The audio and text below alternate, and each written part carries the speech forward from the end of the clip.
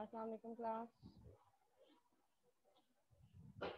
जी बेटा, voice clear आ रही है?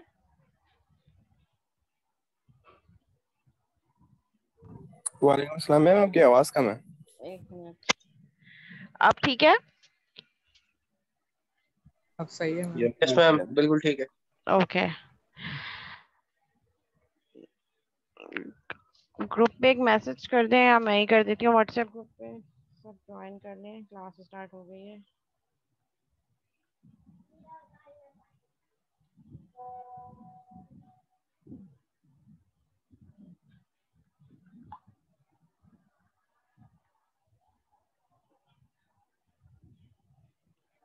ओके जी। एक हमारे पास छोटा सा टॉपिक जो है वो रह गया था जब हम एस्टिमेशन पढ़ रहे थे, that was cone of uncertainty. Cone of uncertainty हमें ये बता रही होती है कि जब हम एस्टिमेट कर रहे होते हैं तो एस्टिमेट करते वक्त कमिटमेंट्स का क्या कनेक्शन है व्हेन वी आर एस्टिमेटिंग और when we are taking requirements. हमें जो है वो टारगेट्स को देखते हुए कब कोई चीज़ कमिट करनी चाहिए कि हाँ हम exactly after some amount of time ये काम कंप्लीट कर लेंगे। मीन्स डेवलपमेंट के किस स्टेज पे हमें कमिटमेंट करनी चाहिए और उस कमिटमेंट के टाइम पे कौन ऑफ अनसर्टेनिटी का क्या रोल होता है। तो वो हम आज की क्लास में पूरी डिस्कस करेंगे। सो मैम, मैसेज आया यूनिवर्सिटी से, तो कल की क्लास भी वो ऑनलाइन ही होगी। यूनिवर्सिटी से क्या मैसेज आया है? यही कि 17 मतलब कल से जो है ना, और जितनी भी कैंपसेस में क्लासेस थी तो वो ऑनलाइन कर दी इन्होंने। अच्छा नहीं, मेरे पास तो मैसेज रिसीव नहीं हुआ। मैं जो है ये कंफर्म कर लूँगी, फिर आफ्टर कंफर्मेशन मैं ग्रुप पे सेंड कर दूँगी। Okay ma'am. ठीक है, मैं कंफर्म कर लूँगी ये, और फिर उसके बाद जो है मैं आप लोगों को कंफर्म कर दूँगी व्हाट्सएप ग्रुप पे ही। मैम ये बिल्कुल मैसेज आ गया मुझे भी। ये कल कल जो आप फिजिकल रखवा रही हो वो ऑनलाइन का कह रहे हैं। ठीक है, चलो ये तो अच्छा हो गया कि अगर ऑनलाइन हो रही है तो लेट्स सी क्या होता है। अगर ये मैसेज आया है कीट की तरफ से तो फिर ऑनलाइन ही होगी, नो बस इशू। बस इसमें एक बात बहुत बुरी है, वो है कि ऑन कैंपस एग्जाम्स कंडक्ट हो रहे चलो लेट्स सी क्या होता है, देखते हैं। वापस आ जाते हैं अपने लेक्चर पे। ठीक है, सो हम जो है वो एक देखेंगे कि क्या डिफरेंस होता है एस्टिमेट, टारगेट और कमिटमेंट में। तो एस्टिमेट इज समथिंग कि जिसमें हम एक चीज प्रिडिक्ट कर रहे हैं, उसे estimation is basically a prediction, जिसमें पास्ट सिनेरियो को देखते हुए अपना नया प्रोजेक्ट जिसको हम डेवलप करने जा रहे हैं, पास्ट हिस्टोरिकल डाटा को देखते हुए हम अपने न्यू प्रपोज प्रोजेक्ट का टाइम एस्टिमेट करें या प्रिडिक्ट करें कि it will take that much time in order to complete, और कितनी कॉस्ट लगेगी। तो that is an estimate which is a prediction. Prediction की जो हम अगर बात कर रहे हैं तो प्रेडिक्शन की एक्यूरेसी डिपेंड करती है बहुत सारे फैक्टर्स पे। आप कितने मेच्योर हैं, सेम प्रोजेक्ट पास्ट आपका कितना एक्सपीरियंस है, और जो है जो हिस्टोरिकल डाटा प्रोवाइडेड है तब के और अब के सिनेरियो में क्या डिफरेंसेस हैं। तो एनवायरमेंटल फैक्टर भी आपकी जो है वो एक्यूरेट या एस्टिमेट की जो एक्यूरेसी है उसको अफेक्ट कर रहे होते हैं। तो एस्टिमेट इज बेसिकली आप प्रेडिक्शन कि कितना टाइम और कितनी कॉस्ट लगेगी। और टारगेट क्या है हमारे पास? टारगेट कि हम कोई भी एक डेट सेट कर रहे हैं कि इस टाइम पे हम ये चीज अचीव कर लेंगे, सॉर्ट ऑफ ऑब्जेक्टिव, कि ये मेरा ऑब्जेक्टिव है, ये मेरा एक माइलस्टोन है, इस माइलस्टोन को मैंने यहाँ तक अचीव करना है। ठीक है, लेट सपोज मैं कह रही हूँ कि मेरे पास समर सेमेस्टर, इसकी मैं आपको जो है एग्जांपल देती हूँ एस्टिमेट और टारगेट को एक्सप्लेन करने के लिए। लेट सपोज समर में सॉफ्टवेयर इंजीनियरिंग का कोर्स ऑफर हुआ। कोर्स ऑफर होते ही अब जो है वो हमारे पास टारगेट क्या था कि जो कोर्स आउटलाइन है दैट इज अवर टारगेट, कि at the end of semester ये सारे कंटेंट्स कोर्स में कवर हो जाने चाहिए। दैट इज अ टारगेट, जो ऑब्जेक्टिव है, जो माइलस्टोन है जो हमने सेट किया है। और प्रोजेक्ट का भी हमने कुछ माइलस्टोन सेट किया था फ्रॉम वेरी फर्स्ट क्लास कि हमारे पास प्रोजेक्ट किस तरीके से सबमिट होगा। लेकिन फिर हमने क्या किया, जैसे जैसे कोर्स प्रोसीड हुआ कुछ इश्यूज आए, लाइक कभी ऑनलाइन कभी ऑन कैंपस, उसके अलावा लाइट का इशू आ रहा है, फिर ईद की भी वेकेशंस आ गई। ठीक है, और वैसे ही समर में टाइम ड्यूरेशन कम होता है, इंटरनेट का इशू हो रहा है और बहुत सारे। तो फिर हमने एस्टिमेट क्या करना शुरू किया कि शायद वो सारे के सारे कंटेंट जो हैं वो एज इट इज ना हो सके, या कुछ टॉपिक्स रह जाएं, या हमें कुछ एक्स्ट्रा मेकअप लगाना पड़े। या प्रोजेक्ट जिस तरीके से हमने वो जो एक 4 या 5 मंथ के सेमेस्टर में एक प्रोजेक्ट जो एक स्टूडेंट जो प्रोजेक्ट दे रहा होता है वो शायद 2 मंथ में वैसा ना हो सके, ठीक है। तो दैट इज एन एस्टिमेट और प्रेडिक्शन कि हम क्या कर सकते हैं। जैसे मैंने आपको फर्स्ट डे जब क्लास थी तो मैंने आपको बताया था कि ये हमारे प्रोजेक्ट के ऑब्जेक्टिव्स हैं, ये टारगेट है कि हम यहाँ तक पहुंचेंगे, लेकिन इट मे बी चेंज कि हम सिनेरियो को देखते हुए चीज़ों को चेंज कर सकें, यूटिलाइज कर सकें। तो उसी के हिसाब से हमने अपने प्रोजेक्ट को मोल्ड किया और वो चेंजेस उसमें जो है वो एकोमोडेट करने की कोशिश की।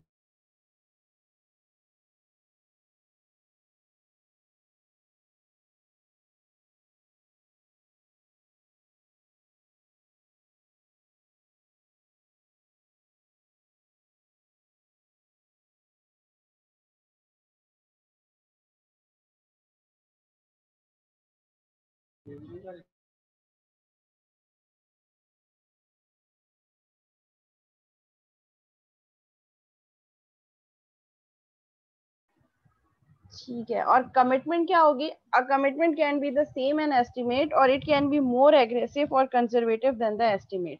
Commitment and estimates can be different. ठीक है, हम कह सकते हैं कि हम कोई चीज कमिट तब कर रहे होंगे जब हमारे पास कुछ एस्टिमेशन हो या हमने जब कुछ प्रेडिक्ट किया हो। ठीक है, कमिटमेंट का मतलब ये है कि जब हम किसी चीज को लेकर प्रीटी श्योर हों कि हाँ ये चीज उस टाइम तक हो सकती है, उसी एस्टिमेट को देखते हुए तब हम कोई कमिटमेंट दे रहे हो। और जब हम श्योर ना हो एस्टिमेट को लेकर, कुछ एम्बिगिटी हो, कुछ कंफ्यूजन हो, तो फिर उसके बेसिस पे हम कोई चीज कमिट करने की पोजीशन में नहीं हो सकते। समहाउ कुछ जो है वो सिनेरियोज में कमिटमेंट और एस्टिमेट सेम हो सकते हैं, लेकिन commitment is little bit aggressive or conservative as compare to estimate. ठीक है, कमिटमेंट इज दैट कि जब आपने एक चीज कमिट कर दी so you have to do this, and estimate is that we are assuming or we are predicting कि ये चीज ऐसे हो सकती है। Commitment and estimates can be different as well. ठीक है, ये इन्होंने एग्जांपल क्या दिया, टिप क्या दिया, differentiate between estimate, targets and commitment. जब आप प्रोजेक्ट डेवलप कर रहे हो, उस फेज में हो, तो you should know what is an estimate, what is a target and what is a commitment, so आप इजीली चीजों को डिफरेंशिएट कर सकें।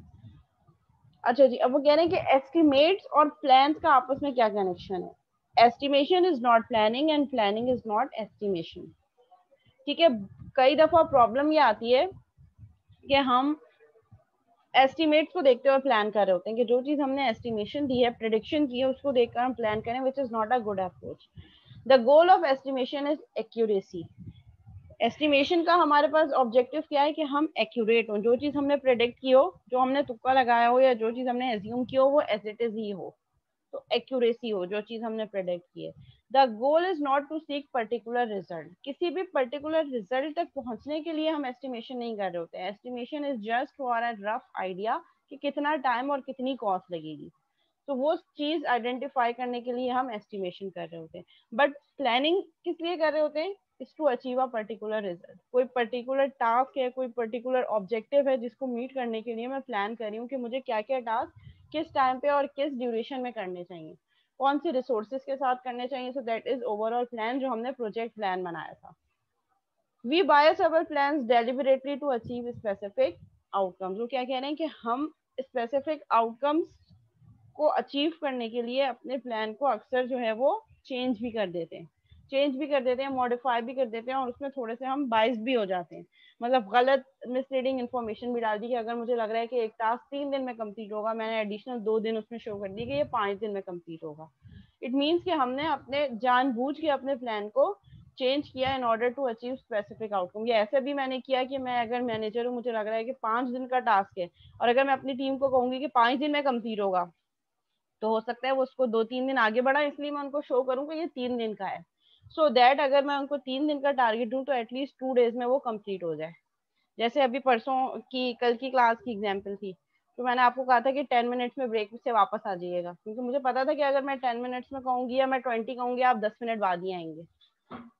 ठीक है, तो मैंने 10 मिनट, एक्चुअल टाइम वो 20 था, लेकिन मैंने शो क्या किया 10 मिनट्स, बाकी के 10 मिनट्स मैंने हाइड कर दी, क्योंकि मुझे पता था कि वो आप आएंगे, जो टाइम मैं दूंगी आप आएंगे 10-15 मिनट बाद ही। तो अगर मैं 20 मिनट बाद कहती तो आप 30 मिनट बाद आते, इसलिए मैंने 10 मिनट का कि आप एटलीस्ट 20 मिनट तक तो आ ही जाएंगे। तो हम अपने प्लान को जानबूझ के खुद जो है वो चेंज कर रहे होते हैं, बाइसनेस ला रहे होते हैं। जबकि एस्टिमेट में ऐसा नहीं होना चाहिए। आप कभी भी अपने एस्टिमेशन में बायसनेस नहीं आनी चाहिए। ठीक है, ये इन्होंने एक एग्जांपल दी है, इसको एक दफा थोड़ा सा गो थ्रू कर ले, अगर कोई क्वेश्चन है तो पूछना है। एक सिनेरियो टाइप इन्होंने डिस्कस किया है। एक प्रोजेक्ट लीड और एग्जीक्यूटिव के बीच में कन्वर्सेशन है, उस सिनेरियो को यहाँ पे एक्सप्लेन करने की कोशिश की है।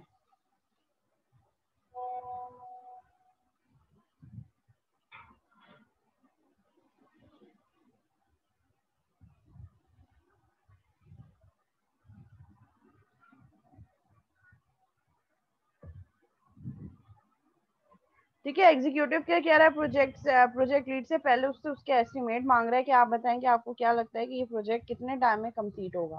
We need to have this software ready in 3 months. Now वो अपने क्या बता रहा है, अपना जो है वो ऑब्जेक्टिव या कमिटमेंट बता रहा है कि हमें 3 मंथ्स के अंदर अंदर इस सॉफ्टवेयर को शो करना है। I can not give you any more team members, जो टीम मेंबर्स हैं उसी में ही काम करना है, फर्दर टीम मेंबर्स हायर नहीं हो सकते। So you will have to do the work with your current staff. Here is a list of the features we will need। और सारे उसने फीचर्स भी लिस्ट डाउन कर दी कि ये सारे फीचर्स हमें 3 महीने में कंप्लीट करने हैं। प्रोजेक्ट लीड क्या कह रहा है, okay let me crunch some numbers and get back to you. Project में लीड ने क्या कहा कि ठीक है मुझे आप जरा थोड़ा सा एस्टिमेट करने दें, ठीक है, प्रीवियस डाटा से, और अभी हम इस सारे फीचर्स को आइडेंटिफाई करके प्लान बना के मैं आपको बताता हूँ कि कितना टाइम लगेगा इसको कंप्लीट होने में। लेटर प्रोजेक्ट लीड क्या रिस्पॉन्ड कर रहा है, we are estimated the project will take 5 months. मैंने और मेरी टीम ने क्या हमने एस्टिमेट किया है कि हमारा ये जो प्रोजेक्ट है ये 5 मंथ्स का टाइम लेगा। Executive 5 months, did not you hear me? I said we need to have this software ready in 3 months for a trade show. From the previous example, both the executive and project lead will walk away considering that the other are irrational। दोनों एक दूसरे की बात को understand करने के बजाय अपने अपने जो कमिटमेंट्स हैं उसको माइंड में रखने हैं। The business executive was asking the team lead to come up with a plan that hits the target। ठीक है, बिजनेस एग्जीक्यूटिव ने क्या कहा कि आप ऐसा प्लान देकर आए जो हमारे टारगेट को अचीव कर सके, और टारगेट क्या है 3 मंथ।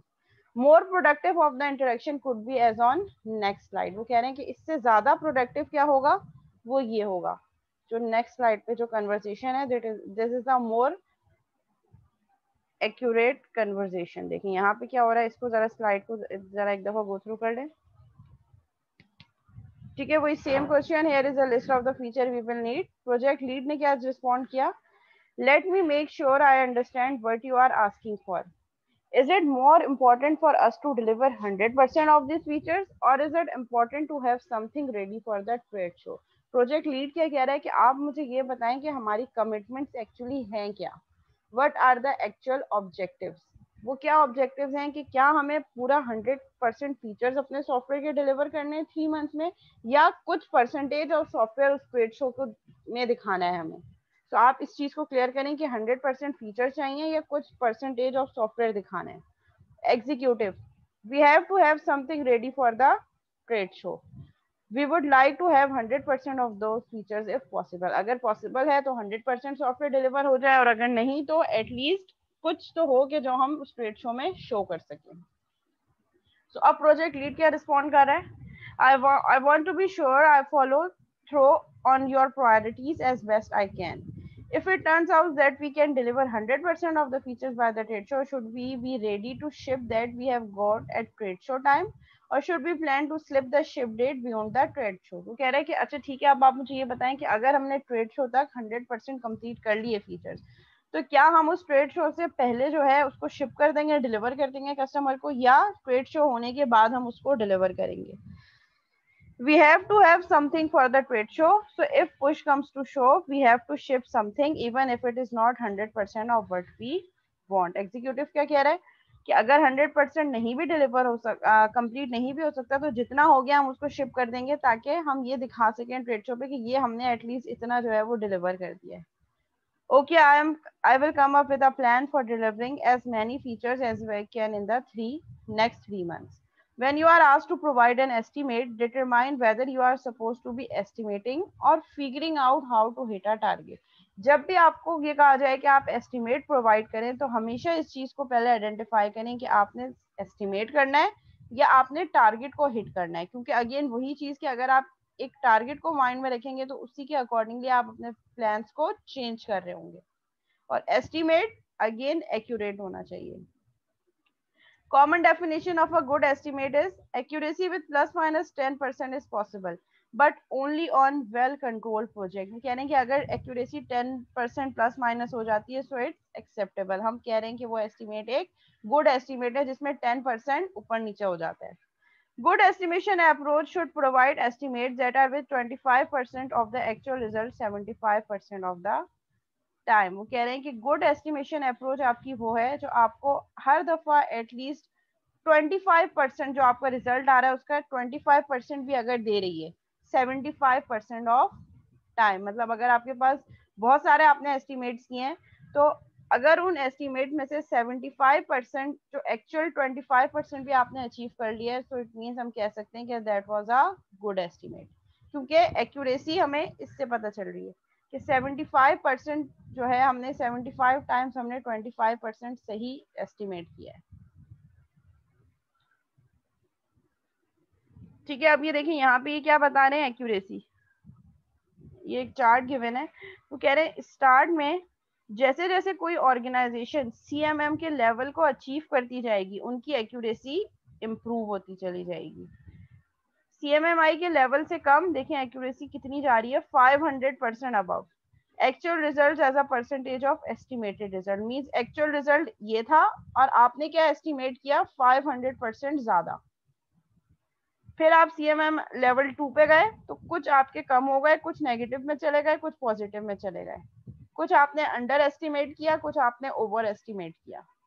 जब आप सीएमएम के लेवल 3 पे पहुंच गए तो इस लेवल पे पहुंच के आपके एस्टिमेट समथिंग अराउंड आपके पास जो है वो अप्रोक्सीमेटली 100% के अंदर ही आ रहा है। 110-20 और 80 to 120% तक आपके एस्टिमेट चले गए। इट मीन्स कि जैसे जैसे आप इम्प्रूव करते चले गए, आप मेच्योर होते चले गए, आप ज्यादा से ज्यादा प्रोसेस एरियाज पे काम कर रहे हैं, वैसे वैसे आपकी एस्टिमेट में एक्यूरेसी इंप्रूव हो गई। तो ये हमें क्या बता रहा है, improvement in estimation of a set of US air force project, the predictability of the project improve dramatically as the organization move towards higher CMMI levels। CMMI क्या है, कैपेबिलिटी मैच्योरिटी मॉडल। ये हमारे पास एक टॉपिक है छोटा सा ही, हम आगे जाके पढ़ेंगे। CMM कैपेबिलिटी मैच्योरिटी मॉडल, जिसके डिफरेंट प्रोसेस एरियाज हैं और उन प्रोसेस एरियाज पे काम करके उनके कुछ अपने क्वेश्चन एयर्स, कुछ अपने स्टैंडर्ड्स हैं। तो आप जैसे जैसे उन लेवल्स को अचीव करते चले जाएंगे आपका जो है वो सीएमएम का लेवल और ज्यादा इंक्रीज होता चला जाएगा। अगर आप 1 पे हैं तो उसके कुछ प्रोसेस एरियाज हैं वो आपने कंप्लीट कर लिए, it means you have achieve level 1। फिर लेवल 2 के कुछ अपने प्रोसेस मॉडल्स हैं, उनको अचीव करने के लिए आप क्या करेंगे, लेवल 2 के प्रोसेस मॉडल को अचीव करने के लिए आप उसके कुछ टास्क करेंगे। अगर वो सारे कंप्लीट हो गए तो आप लेवल 2 सर्टिफाइड हो गए। ठीक है, तो वो कह रहे हैं कि आप अपने एस्टिमेशन में सीएमएमआई के थ्रू जो है वो एक्यूरेसी ला सकते हैं। ठीक है, अब यहाँ पे वो क्या कह रहे हैं कि जब आप सीएमएमआई लेवल 1 पर हैं, स्टार्ट में है, आपका प्रोजेक्ट इतने ज्यादा आपके पास मौजूद ही नहीं है, आपने बहुत ज्यादा काम नहीं किया, मेच्योरिटी नहीं है, तो अंडर एस्टिमेट करने के चांसेस ज्यादा हैं और एस्टिमेशन एरर आने के चांसेस भी बहुत ज्यादा हैं। लेवल 2 पे आए, कुछ कम हो गए, सीएमएमआई के लेवल 3 पर आए, तो अब यहाँ पे लेवल 3 पर आकर आपने अपना हिस्टोरिकल डाटा यूज करना शुरू किया। It means you have some project जिसको देखकर आप प्रेडिक्ट कर सकते हैं। तो जैसे जैसे आपका लेवल सीएमएमआई का इंक्रीज होता चला गया, वैसे वैसे आपका एस्टिमेशन एरर कम होता चला गया।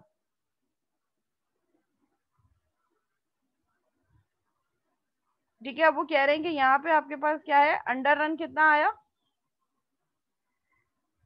improved its estimation accuracy from an average overrun of 35 weeks। Start में जब आप थे तो ओवररन कितना आ रहा था 35 वीक्स, यानी कि अगर एक चीज एक हफ्ते में कंप्लीट होनी है तो वो आपने एस्टिमेट में क्या शो की कि वो 35 वीक्स में कंप्लीट होगी।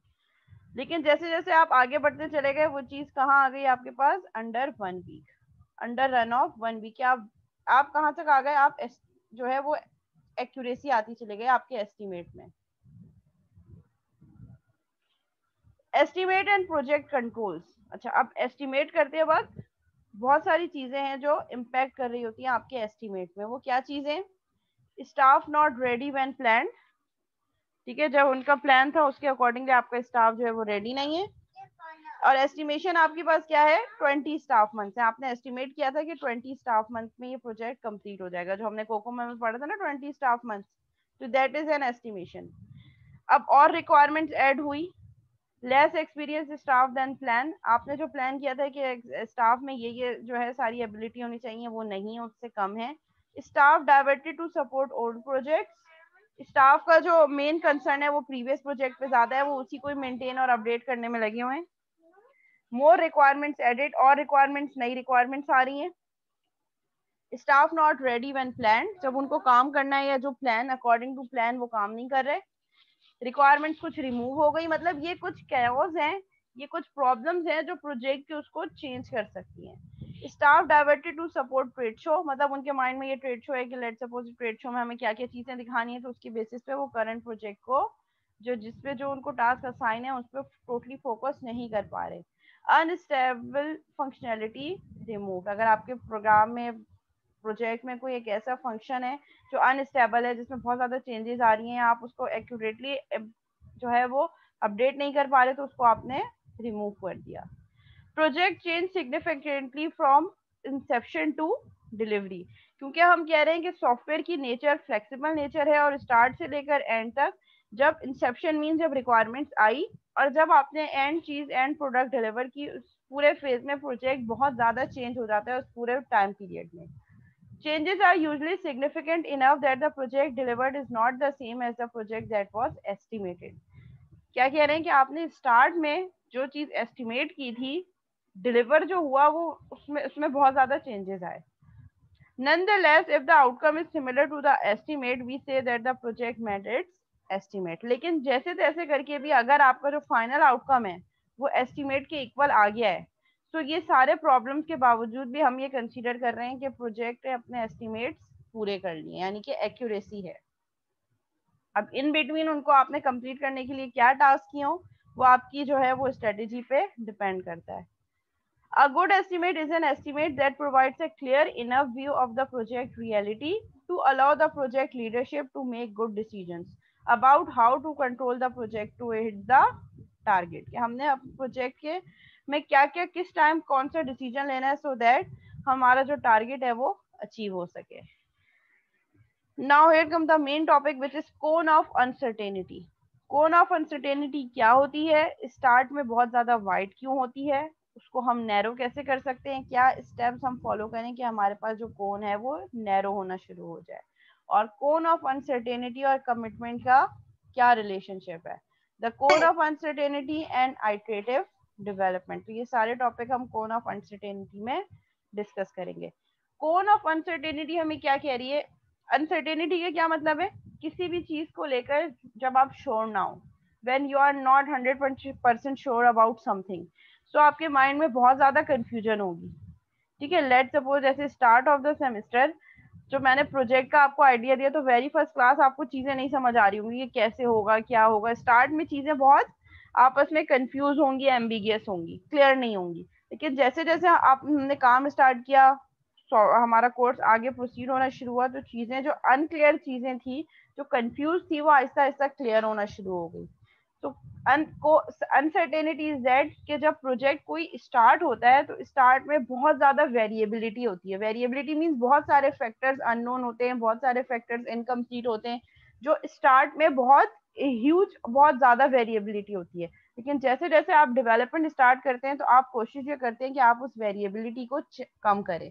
वो जो आपके पास बहुत ज्यादा ऐसे फैक्टर्स हैं जो अननोन हैं, आगे चलते चलते वो चीजें आपके पास नोन होती चली जाए। तो that is a good approach और गुड टेक्निक। लेकिन अगर ऐसा नहीं हुआ, तो उसके अगेंस्ट आपकी कौन और ज्यादा नैरो होने के बजाय और ज्यादा वाइड हो जाएगी। इट मीन्स कि आपके प्रोजेक्ट में बहुत ज्यादा कैओस है, बहुत ज्यादा प्रॉब्लम्स हैं। सो early in a project, specific details of the nature of the software to be built, detail of specific requirement, detail of the solution, project plan, staffing and other project variables are unclear. Start में, project के start में बहुत सारी चीजें incomplete और unclear होंगी। The variability in this factor contributes variability to project estimate. जब जाहिर सी बात है, जब प्रोजेक्ट itself जिसको आप डेवलप कर रहे हैं, जब उसमें बहुत सारी चीजें अनक्लियर हैं, तो आपके एस्टिमेट में भी बहुत ज्यादा वेरिएबिलिटी आएगी। स्टार्ट में आपके एस्टिमेट भी बहुत ज्यादा प्लस माइनस हो रहे होंगे। As these sources of variability are further investigated and pinned down, जैसे जैसे आप प्रोजेक्ट पे काम स्टार्ट करते चले जाएंगे, आपके पास variability in the project dimensions, जो वेरिएबिलिटी है, जो चेंजेस हैं या जो आपके पास अनक्लियर ऑब्जेक्ट्स हैं, वो आहिस्ता आहिस्ता क्या होते चले जाएंगे, क्लियर होते चले जाएंगे, और जो वो वेरिएबिलिटी है वो कम होती चली जाएगी। And so the variability in the project estimate can also diminish. इसी तरह आपकी जो वेरिएबिलिटी है एस्टिमेट में, वो भी आहिस्ता आहिस्ता क्या होती चली जाएगी, खत्म होती चली जाएगी। This phenomena is known as the cone of uncertainty, which is illustrated in the following figure like this. कि स्टार्ट में हमारे पास चीजें जो हैं वो बहुत ज्यादा, जब इनिशियल कॉन्सेप्ट प्रोजेक्ट का आएगा तो स्टार्ट में चीजें हमारे पास बहुत सारी ऐसी होंगी जो हमें क्लियर नहीं होंगी, लेकिन जैसे जैसे हम आगे बढ़ते चले जाएंगे तो ये जो वेरिएबिलिटी है ये कम होती चली जाएगी, ये जो कोन है ये कोन हमारे पास नैरो होती चली जाएगी, और एट दी एंड बिल्कुल आके यहाँ पे क्लोज हो जाएगी। तो ये हमारे पास एक क्या शेप बन रहा है, एक कोन का शेप बन रहा है, जो एक एंड से बहुत ज्यादा वाइड है और उसका दूसरा एंड जो है वो बिल्कुल नैरो होते होते क्लोज हो गया।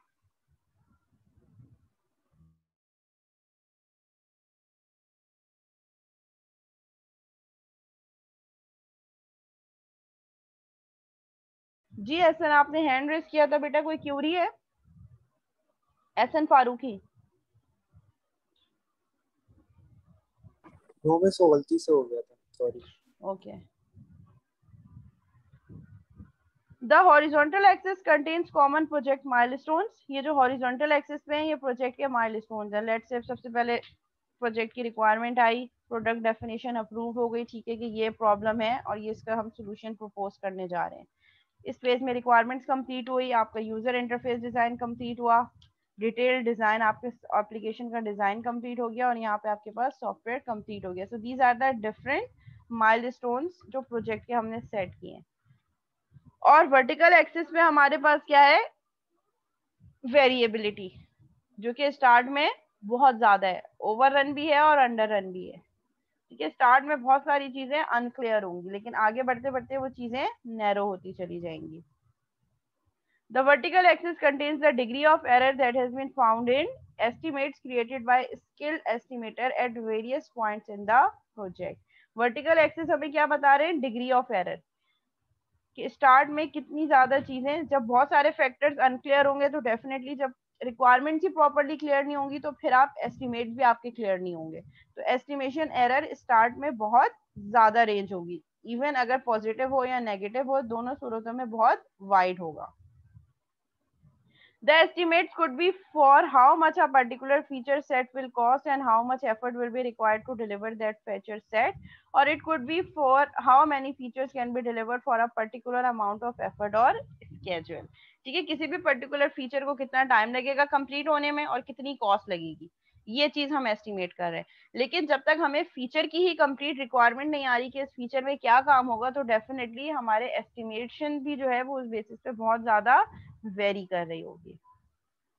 Narrowing the cone of uncertainty, the good approach is that with the passage of time, जैसे जैसे प्रोजेक्ट डेवलपमेंट बढ़ती जा रही है वैसे वैसे कोन नैरो होती चली जाए। और वो कब होगी, जब आप प्रॉपर प्रोसेसेस को फॉलो करते हुए रिक्वायरमेंट्स को कंप्लीट करेंगे, प्योरीफाई करेंगे, और जो है अपनी रिक्वायरमेंट को लिस्ट डाउन करेंगे, प्रायोरिटाइज करेंगे, कस्टमर से फाइनलाइज करवाएंगे। सारी चीजें जो प्रॉपर हम सॉफ्टवेयर इंजीनियरिंग में पढ़ते आ रहे हैं वो सब चीजें जब आप प्रॉपरली करेंगे, तो जब आपका प्रोजेक्ट के एनालिसिस और डिजाइन कंप्लीट होगा तो ऑटोमेटिकली आपकी कोन नैरो होना शुरू हो जाएगी। मींस वो जो अनसर्टेनिटी या जो कंफ्यूजन या जो एम्बिगिटी है वो आहिस्ता आहिस्ता कम होती चली जाएगी।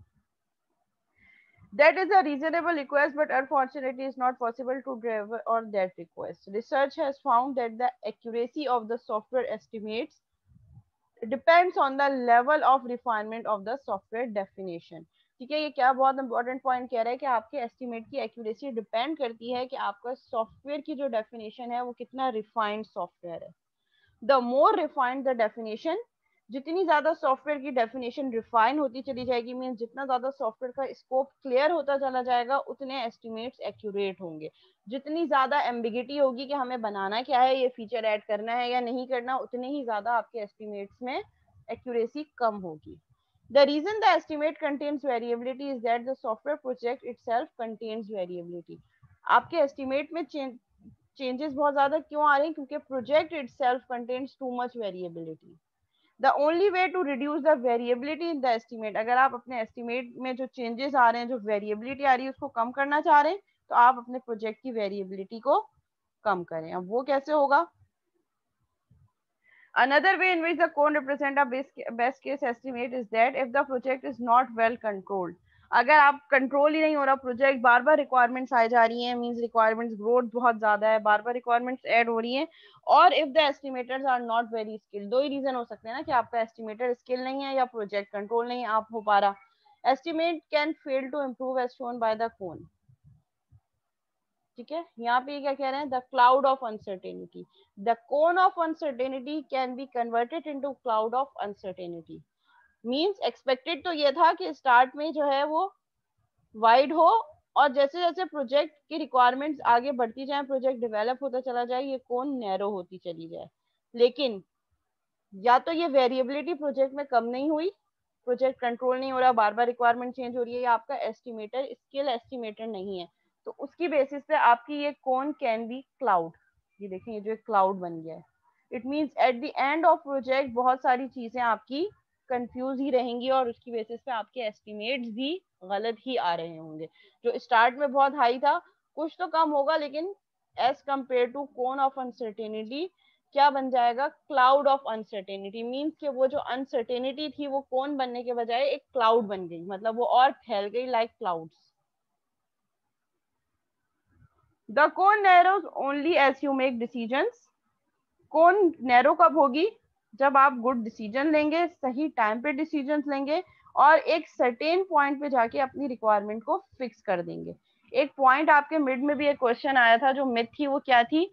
कि software is considered as flexible, तो हम कभी भी चेंजेस कर सकते हैं, विच इज एक्चुअली ट्रू. लेकिन एक सर्टेन पॉइंट पे जाके कभी ना कभी आपको अपने प्रोजेक्ट की रिक्वायरमेंट को फ्रीज करना पड़ेगा, कस्टमर को बताना पड़ेगा कि इसके बाद हम फर्दर रिक्वायरमेंट्स नहीं ले रहे, क्योंकि अगर अब आपने इसके बाद रिक्वायरमेंट दी तो इसका इफेक्ट कॉस्ट, टाइम और फीचर्स पे भी पड़ेगा, तो फिर आपको अपना बजट भी बढ़ाना पड़ेगा और टाइम भी बढ़ेगा. ठीक है, तो एक सर्टेन पॉइंट पे जाके आपको रिक्वायरमेंट्स को फिक्स करना पड़ेगा. प्रॉब्लम इसीलिए आती है कि प्रोजेक्ट का स्कोप ही नहीं फाइनलाइज हो पाता, बार बार रिक्वायरमेंट चेंज हो रही है, कस्टमर आपको सही से बता नहीं पा रहा, आप सही से जो वो कहना चाह रहे हैं वो एक्सप्लिसिटली अंडरस्टैंड नहीं कर रहे, आप कुछ और समझ रहे हैं, वो कुछ और बता रहा है, कम्युनिकेशन गैप अलग है, और आप उसी चीजों में रिक्वायरमेंट्स को ही बार बार उसी पे काम कर रहे हैं. जब तक रिक्वायरमेंट्स कंप्लीट नहीं हो रही, स्कोप फाइनलाइज नहीं हो रहा, तो डेवलपमेंट कब स्टार्ट होगी? और लेट सपोज अगर डेवलपमेंट स्टार्ट भी हो गई, फिर एक और रिक्वायरमेंट आ गई, फिर आप उसको एडजस्ट करेंगे, फिर अपने एनालिसिस को चेंज करेंगे, फिर एक और रिक्वायरमेंट आ गई. मींस अगर रिक्वायरमेंट ग्रोथ बहुत ज्यादा है, तो अगेन आपकी कोन of uncertainty can be converted into cloud of uncertainty. ठीक है, कह रहे हैं कि कोन को नैरो करने का आपके पास क्या है, कि आप सही टाइम पे सही डिसीजंस लें, कि कब रिक्वायरमेंट्स को स्टॉप कर देना है, कब कस्टमर से कम्युनिकेट करना है, प्रोटोटाइपिंग करके उसको कब दिखाना है, कस्टमर सेट को सेटिस्फाई करना है, सो दैट हम आगे बढ़े. ठीक है, रिड्यूस वेरिएबिलिटी, जो कंफ्यूजन है उसको खत्म करें.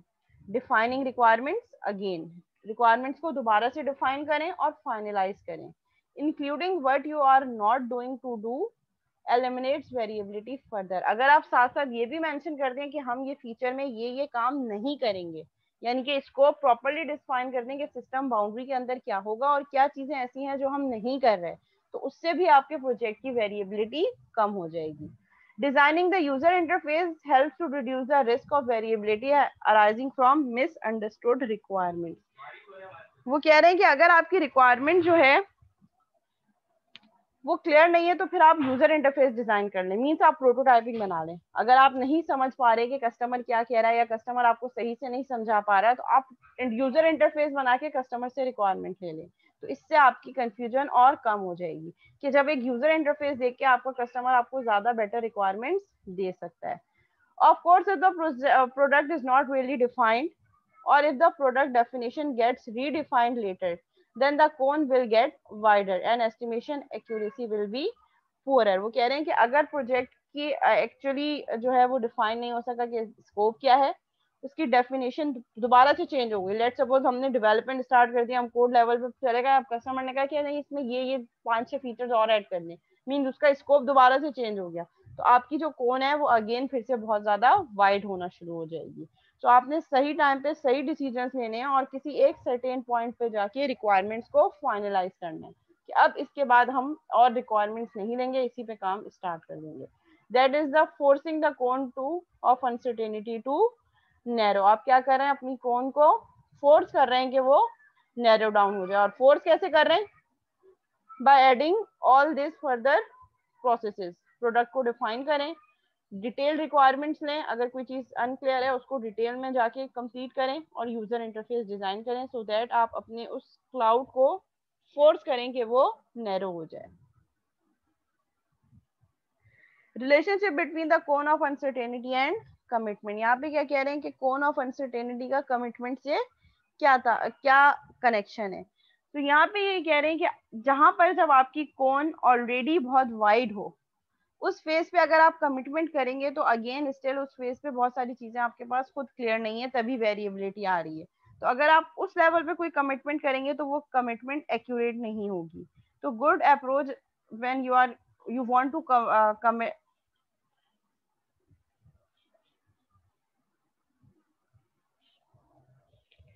हेलो जी क्लास, आवाज आ रही है? हेलो यस मैम आ रही है। मैम आ रही है आवाज आपकी? क्लियर है बिल्कुल, कोई डिस्टर्बेंस तो नहीं है? नहीं clear है। ठीक है ठीक है। तो यहाँ पे हमें क्या बता रहे हैं कि जब आपने कमिटमेंट करनी हो तो कमिटमेंट करने का सही टाइम ये है कि जब आपकी कोन जहाँ से नैरो होना शुरू हो। जहाँ पे कोन बहुत वाइड हो वहां पे आप कमिटमेंट ना करें, क्योंकि ऑलरेडी वहां पे बहुत ज्यादा वेरिएबिलिटी है। अगर आप कोई चीज जहाँ पे बहुत ज्यादा कंफ्यूजन है, आप कंफ्यूज हो, तो वो आप कहते हैं ना जब आप बहुत ज्यादा कंफ्यूज हो स्ट्रेस में हो तो कोई डिसीजन भी ना लें, तो वो यहाँ पे भी यही चीज है कि जब आपकी कोन बहुत ज्यादा वाइड हो तो उस चीज पे आप कोई चीज कमिटमेंट ना करें, क्योंकि उस लेवल पे आप कमिटमेंट कर ही नहीं सकते, क्योंकि आप खुद क्लियर नहीं है। तो जब मैं खुद किसी चीज को लेके क्लियर नहीं हूँ तो मैं कमिटमेंट कैसे कर सकती हूँ?